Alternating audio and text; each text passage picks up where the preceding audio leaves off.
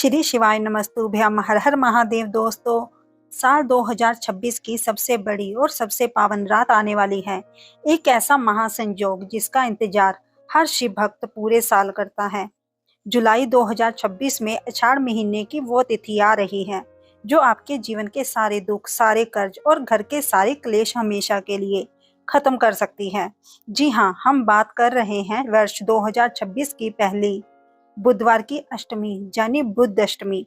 पूरे साल भर में यह महासंयोग सिर्फ 3 बार आता है और साल का यह पहला और सबसे बड़ा मौका आपके पास आ रहा है। इस बार एक या दो नहीं बल्कि पूरे 4 शुभ सुंदर संयोग एक साथ बन रहे हैं जो बहुत सालों के बाद आए हैं। इस बार तिथि 2 दिन पड़ने के कारण बहुत से लोग दुविधा में हैं, इसलिए पहले हम तिथि का पूरा समय जान लेते हैं। अष्टमी तिथि शुरू होगी 7 जुलाई 2026 को दोपहर 1:25 से और समापन होगी 8 जुलाई दोपहर 12:22 पर। तिथि का यह समय बदलने के कारण अष्टमी 2 दिन मानी जाएगी। यदि आप पितरों की पूजा या उनके निमित्त कोई उपाय करना चाहते हैं तो 7 जुलाई शाम का समय पितरों के लिए बहुत ही अच्छा माना जाता है।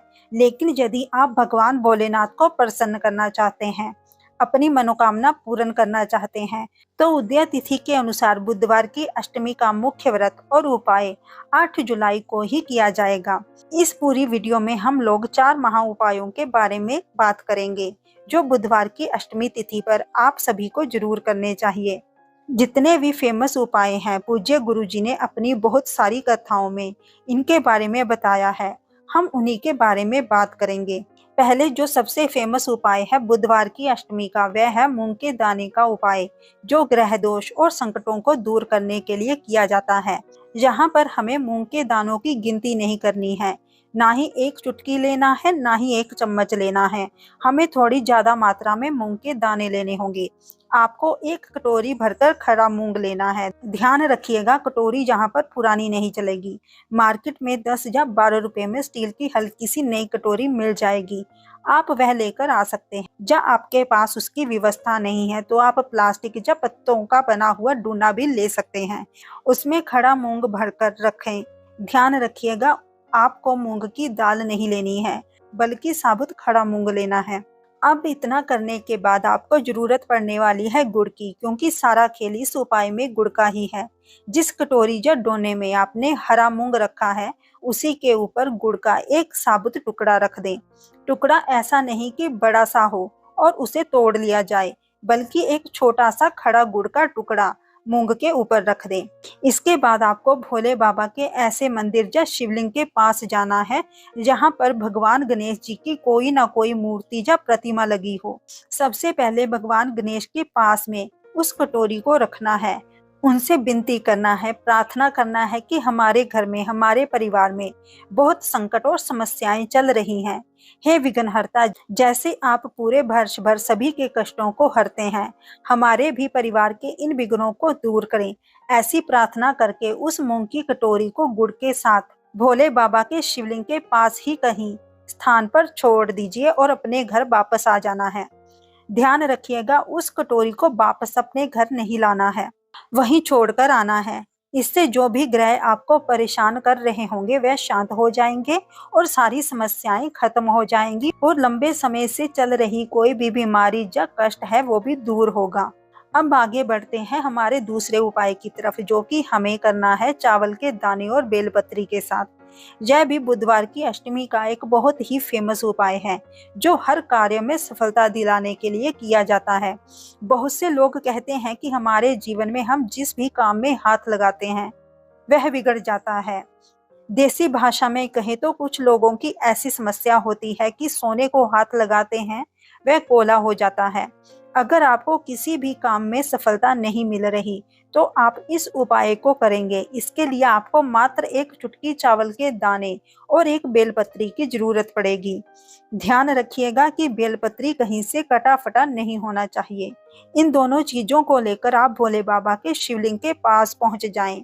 जहां पर मैंने एक चुटकी चावल इसलिए कहा है क्योंकि आज का यह दिन पूरे परिवार के कल्याण के लिए विशेष होता है।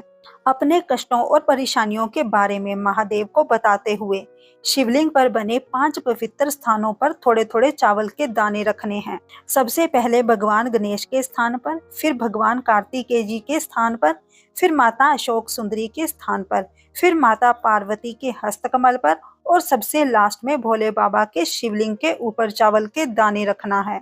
इसके बाद जो एक बेलपत्र आपके पास है उसे इन्हीं 5 स्थानों पर क्रम से थोड़ा थोड़ा स्पर्श कराना है। स्पर्श कराने के बाद आप सभी को शिवलिंग पर एक लोटा शुद्ध जल चढ़ा देना है। मात्र यह उपाय कर देने से परिवार में आने वाले सारे संकट दूर होते हैं और दुविधाएं समाप्त हो जाती हैं।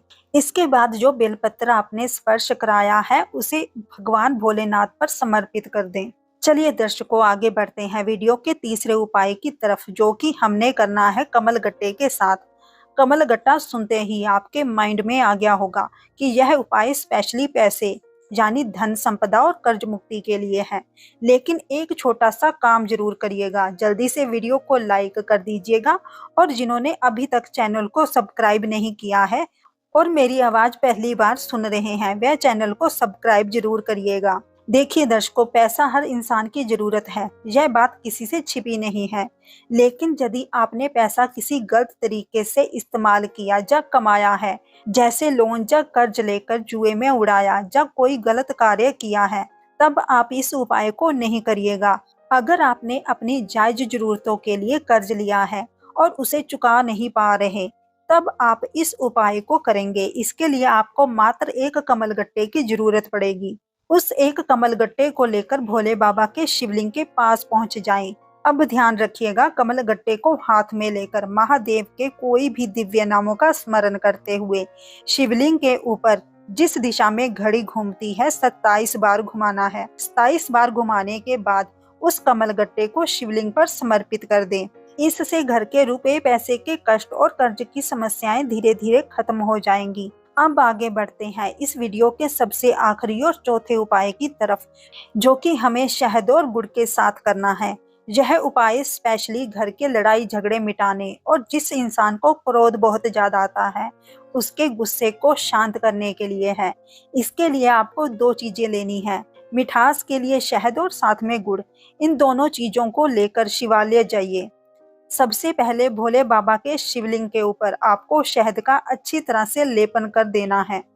इसके बाद उसी शहद के ऊपर आपको गुड़ का लेपन करना है। जो भी व्यक्ति आपके घर में बहुत ज्यादा गुस्सा करता है, चिल्लाता है या चिड़चिड़ा रहता है, उसका नाम और गोत्र मन में दोहराते हुए और उसका ध्यान करते हुए आपको यह उपाय करना है। करके देखिएगा, जो भी क्रोध या गुस्सा होगा वह महादेव की कृपा से शांत हो जाएगा।